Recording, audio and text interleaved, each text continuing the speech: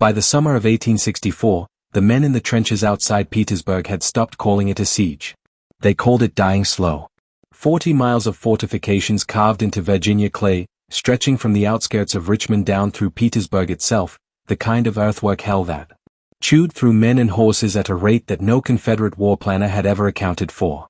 Grant's army pressed from the east. The supply lines to the south grew thinner with every passing week. And Robert E. Lee, crouched inside that shrinking perimeter, watched it unfold with the particular anguish of a man who had written the ending before the story began. He had warned them. Not once. Not in some passing moment of anxiety scribbled between battles. He had warned Richmond in detail, in letters that laid out with cold precision exactly how this would happen and exactly what it would cost. He had warned them 8 months before the first Federal soldier touched a shovel to the Petersburg earth. And the Confederate government, for reasons that cut to the very heart of why the South lost this war, did not act.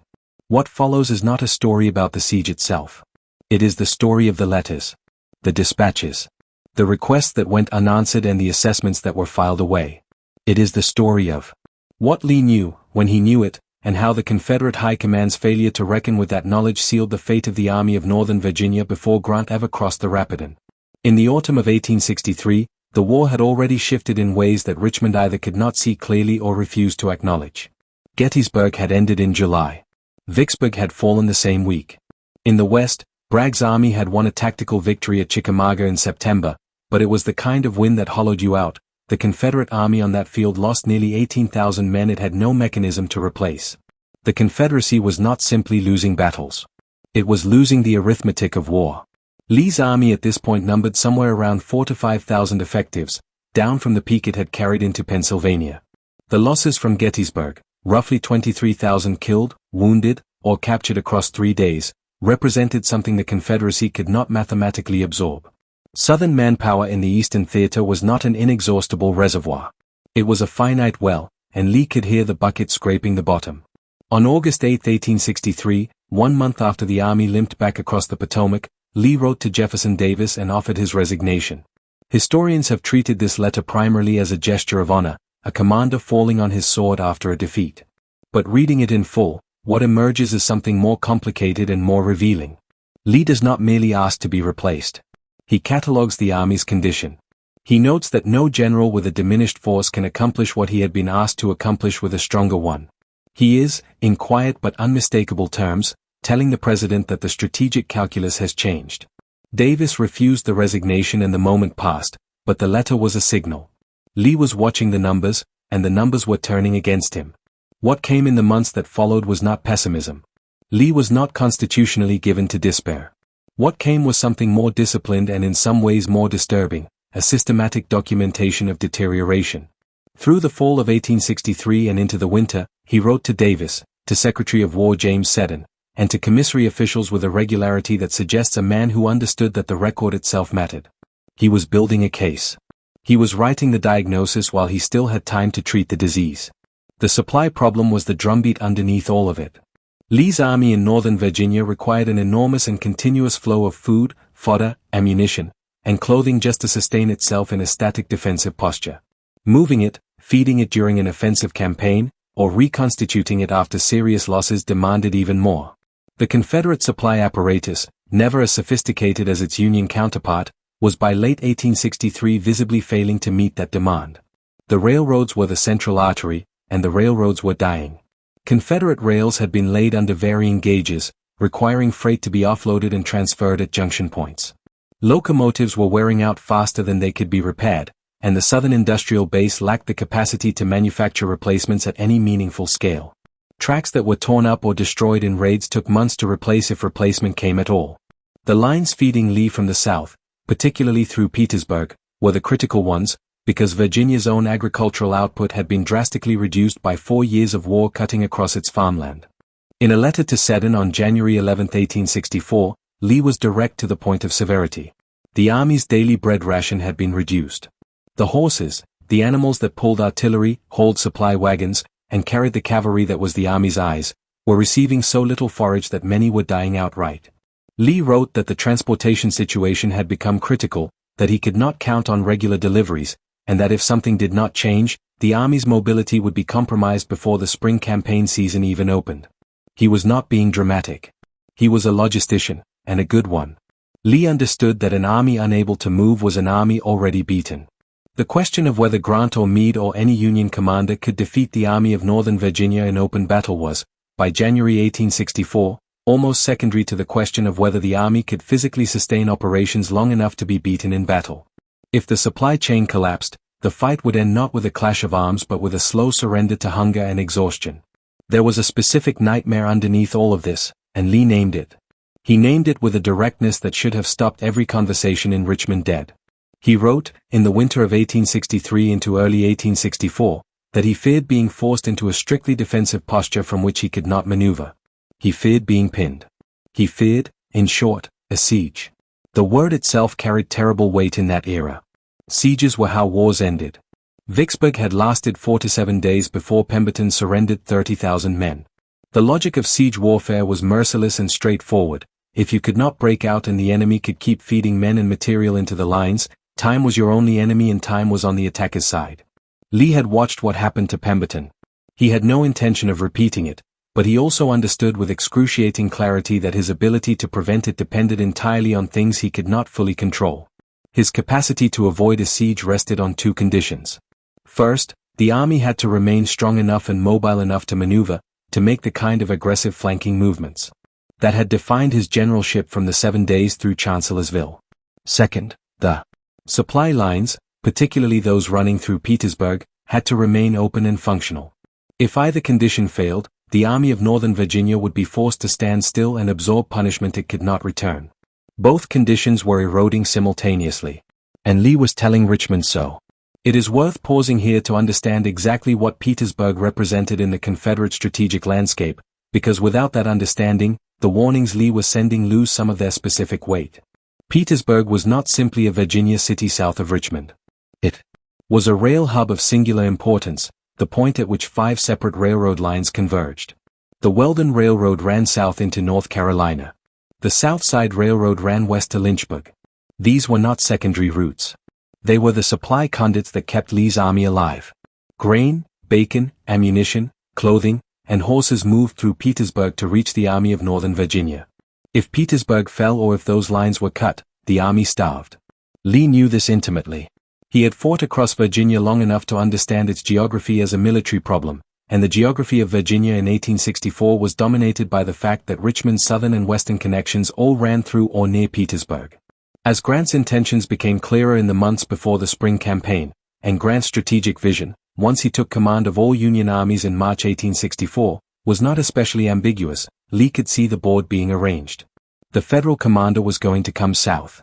He was going to come with more men than Lee had. He was going to try to get between Lee and his supply lines. And if he succeeded, the options available to the Army of Northern Virginia would become very narrow very quickly. Lee laid all of this out. Not speculatively, not in the manner of a general hedging his assessments, but plainly. The rail lines were vulnerable. The supply system was already struggling. If the army was forced into static defense, its ability to hold depended on a steady flow of men and material that the Confederate government had demonstrated, through the preceding 12 months, it was incapable of providing. The manpower question was inseparable from the supply question, but it was in some ways more agonizing to read in Lee's correspondence because it was the most human of the problems and the most irreversible. Horses could theoretically be procured, however difficult that had become. Railroad iron could theoretically be laid, however slowly.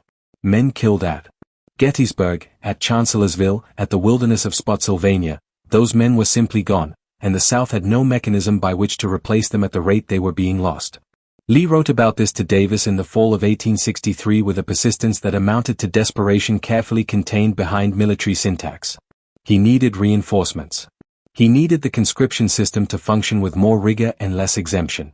He needed men who were already in Confederate service elsewhere to be redirected to the Army of Northern Virginia, because the war in Virginia was the war that would determine the political outcome in Washington, and the political outcome in Washington was the only thing that could end the war on Confederate terms. A Lincoln defeat in the 1864 election was still, at that point, a real possibility but only if the Union Army could be made to appear incapable of decisive victory. That appearance required Lee's army to remain coherent and capable of inflicting serious losses. A depleted, immobile army dug into earthworks could not perform that function. The substitution system, under which wealthier Confederates could pay replacements to serve in their stead, had produced soldiers of questionable quality and had drained the manpower pool without proportional benefit. The exemption system, which excused overseers, certain government employees, and men in critical industries, had become riddled with abuse. Lee was receiving men who had avoided service as long as possible, men who arrived already weakened by inadequate food and clothing during conscription processing, men who had to be integrated into units that were themselves exhausted and under-equipped. He was asking these men to hold a line against a federal army that would enter the spring campaign refreshed, reinforced, and under a general who had proved at Donelson and Vicksburg and Chattanooga that he did not flinch from the cost of winning. Richmond's response to Lee's communications during this period was not contemptuous. It is important to be precise here, because the easier narrative is that Jefferson Davis or Seddon simply dismissed the warnings out of arrogance or incompetence. The reality is more complicated and, in some ways, sadder. The Confederate government understood Lee's concerns. They did not dismiss them out of hand. What they lacked was the capacity to do what Lee was asking, and in several cases they lacked the political will to impose the measures that capacity would have required.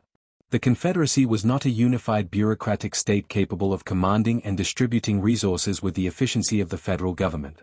It was a coalition of sovereign states held together by an ideology of states' rights that actively resisted centralized control. Governors hoarded troops for local defense. State governments quarreled with Richmond over conscription enforcement. The Confederate Congress resisted tax-in-kind measures and impressment policies with a fervor that would have been admirable in different circumstances. The supply bureaucracy was fragmented and often at war with itself. Lucius Northrop, the commissary general, was widely despised by field commanders and was almost certainly not the right man for the position he held, but removing him was a political entanglement Davis chose for years to avoid. So the letters went. And the responses came back. And they said, in the language of official correspondence, that every effort was being made. That the situation was being addressed. That General Lee's concerns were appreciated and shared. And the rails continued to deteriorate. And the horses continued to die. And the men who should have been filling out the regiments of the Army of Northern Virginia were standing picket duty in Mississippi or sitting in Georgia waiting for an army that had already passed through. Grant crossed the Rapidan on May 4, 1864. What followed across the next 6 weeks, the Wilderness, Spotsylvania, the North Anna, Cold Harbor was the most sustained and brutal fighting the Eastern Theater had produced. Grant took staggering losses and kept moving. Lee fought with tactical brilliance and strategic desperation, shifting and blocking and bleeding the Federal Army at every turn, but the arithmetic was always the problem. For every man Grant lost, he could draw a replacement. For every man Lee lost, the Army of Northern Virginia became a fraction smaller, a fraction slower, a fraction less capable. Cold Harbor, in early June, was where the trajectory locked in. Lee's army had performed miracles of endurance and engineering across 40 days of near-constant fighting, but it was smaller now than it had been in May, and it was tired in the way that only men who have fought without rest across 6 weeks of close combat can be tired. When Grant moved south across the James River in mid-June and appeared before Petersburg, Lee recognized the moment immediately. The army rushed south to hold the lines, arriving just in time to prevent the city from falling in the first frantic days before Grant consolidated his position. And then the earth-moving began, and the siege that Lee had spent 8 months warning Richmond to prevent became the ground truth of the Confederate war in Virginia. The first winter in the siege lines was a verification of every concern Lee had committed to paper in 1863. The supply problem, which had been bad when he was warning about it, became acute once the Army of Northern Virginia was nailed to a fixed position and Grant methodically extended his lines westward, reaching for the Weldon Railroad and the Southside Railroad and every other artery that fed the Confederate position. The Weldon Railroad fell to federal control in August 1864. The blow was not immediately fatal, but it forced Confederate supply wagons onto longer routes and put additional strain on a system that had no slack left in it. The men in the trenches ate sporadically. Rations that had already been reduced were reduced further. Coffee had been gone for years, the substitutes were an insult to the word. Shoes wore out and could not be replaced in adequate numbers. Artillery shells were carefully rationed. Because the foundries in the Deep South could not produce them fast enough to sustain the rate of expenditure that constant trench warfare demanded. Lee was reduced, in his correspondence from inside the siege lines, to writing about how many rounds per gun the army could afford to expend per day. He had gone from commanding the most dangerous offensive army in American history to rationing artillery ammunition in a shrinking perimeter. His letters from this period have a quality that is distinct from the letters of 1863. The earlier letters carried urgency but also implied possibility. Here is what is wrong, here is what must be done, here is still time. The letters from inside the Petersburg siege lines carry something closer to endurance. He is no longer diagnosing a problem that might be solved. He is managing a condition that has become permanent. The warnings are behind him now, filed away somewhere in the Confederate War Department archives, useful only as evidence of what might have been. The question that the historical record poses, and that Lee himself would never have been so indiscreet as to ask aloud, is whether anything could have changed the outcome if Richmond had responded differently. It is not a simple question, and the honest answer is probably not a clean yes. The structural problems of the Confederacy, the manpower ceiling, the industrial deficit, the railroad decay, the political fragmentation, were not problems that a different attitude in late 1863 could have solved entirely. The Union's material advantages were real and growing, and Grant's emergence as overall commander in the spring of 1864 meant those advantages were going to be applied with an intelligence and persistence that the previous Union command structure had not managed. But there is a difference between claiming that better Confederate logistics management in late 1863 would have won the war and claiming that it could have changed the Siege of Petersburg. Those are two different arguments, and the second one has considerably more traction. An army of Northern Virginia that entered the spring campaign with 50,000 effectives instead of 60, but with better fed horses, more reliable supply deliveries, and a reinforced manpower stream, was an army that could have made Grant's flanking movement across the James more costly and possibly less complete. The difference between an army that held Petersburg for 9 months and an army that held it for 4 might look the same on a map, but it was the difference between the 1864 election and the spring of 1865. The Confederacy's best strategic hope in 1864 was never military victory in the conventional sense. It was political exhaustion, the possibility that Northern voters, faced with Grant's horrific casualty lists and no apparent end to the war, would turn Lincoln out of office in November and replace him with a Democrat willing to negotiate. That scenario required Lee's army to remain coherent, dangerous, and capable of inflicting the kind of punishment that produced those casualty lists. A siege precluded that. Once the armies were in the trenches, the news coming out of Virginia was not of Confederate victories but of steady attrition, and steady attrition was a story that favored the side with more men. Lincoln won in November 1864 largely because Sherman took Atlanta in September and the political narrative shifted. But had the Virginia front looked less like a stalemate, had Lee still been maneuvering, the political calculation might have been different. The Confederate government could not guarantee any of that. But it could have tried harder to give Lee the tools he was asking for, and it did not, and he told them what would happen, and it happened. There is a specific letter, written in June 1864 as the siege was becoming permanent, that historians have returned to many times because it represents Lee in his most unguarded strategic voice. He wrote to Jefferson Davis and stated with almost unbearable directness that if the army was forced to remain in its current position, it would be a matter of time. Not a matter of tactics.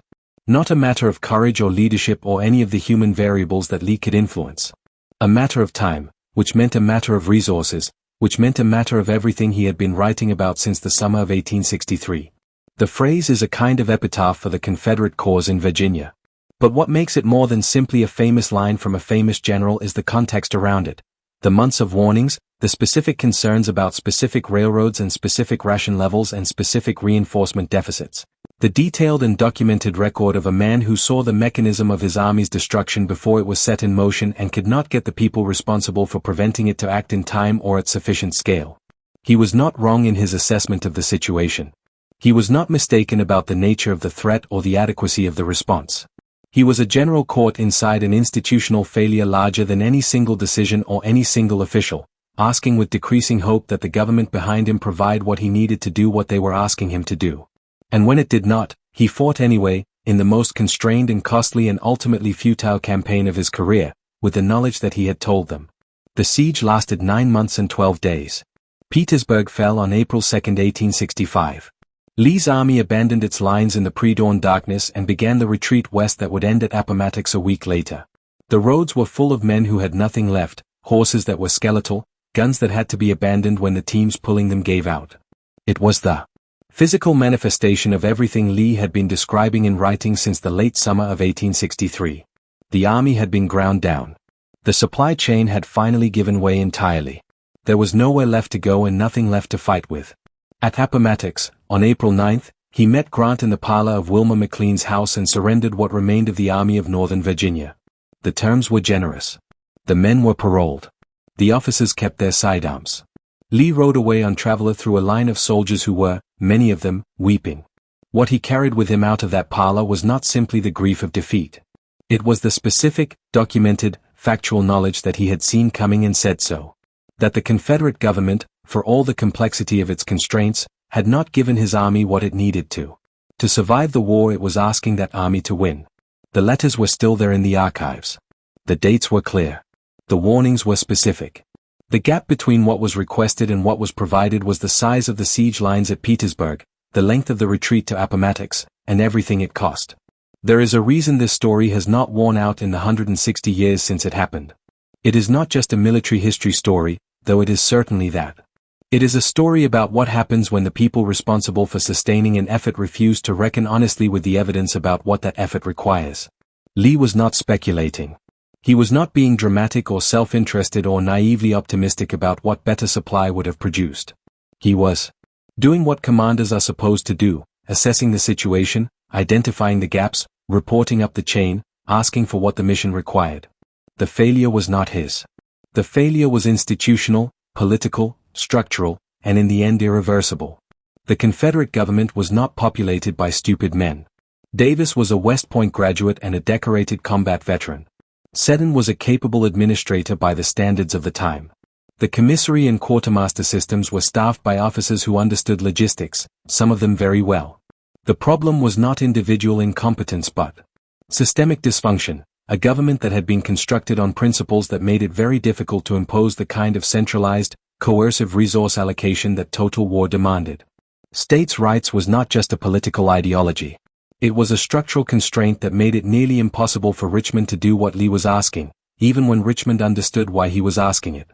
That tension, between what the Confederate Army needed and what the Confederate state could provide, ran through the entire war. But it had never been laid out as clearly, as specifically, or as presciently as it was in Lee's correspondence from the autumn and winter of 1863. He was not writing history. He was trying to prevent it. The men who dug the trenches at Petersburg, who held them through a brutal Virginia winter on half rations and worn-through boots, who died by shellfire and sickness and slow starvation across 9 months of siege warfare, those men did not have access to the letters. They did not know that their general had been raising alarms about this exact situation since before Grant had even taken command of all federal armies. They knew only what soldiers always know, that the food was short, the ammunition was short, the reinforcements were not coming, and that the enemy on the other side of the earthworks was better fed and better supplied and not going anywhere. The letters are what turned this from a military defeat into something with a different kind of weight. They are the record that shows the men in those trenches were not simply victims of an enemy that outmatched them. They were victims of a failure of institutional will at the highest levels of the government they were fighting for. Lee knew what it would take to sustain them. He wrote it down. He sent it up the chain. And the chain did not hold. That is what the Petersburg siege really was, not the end of Lee's generalship, which remained formidable throughout, and not the inevitable consequence of Confederate military inferiority, which was not as absolute as the eventual outcome suggests. It was the physical realization of a paper trail. The letters came first. The trenches came after. And between those two things lies one of the most consequential institutional failures of the American Civil War.